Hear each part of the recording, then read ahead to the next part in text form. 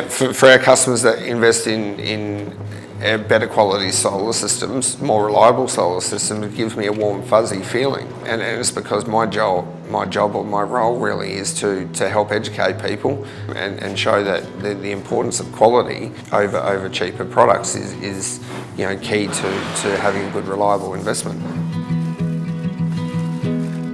Of course you can buy a range of different solar systems that we see advertised in the Sunday Mail, or Sunday Mail Special, we like to call them. Those cheaper systems are typically built with lesser products, so they are cheaper. There's no competition in terms of cheap versus quality based on price. So the product, the reliability is important.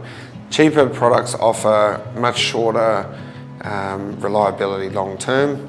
Most of those cheaper solar panel products end up in landfill. I mean, that's a huge driver for us to not use them. We're supposed to be working in the renewable energy sector, and I think if we're responsible, we're not going to use products that are going to end up in landfill.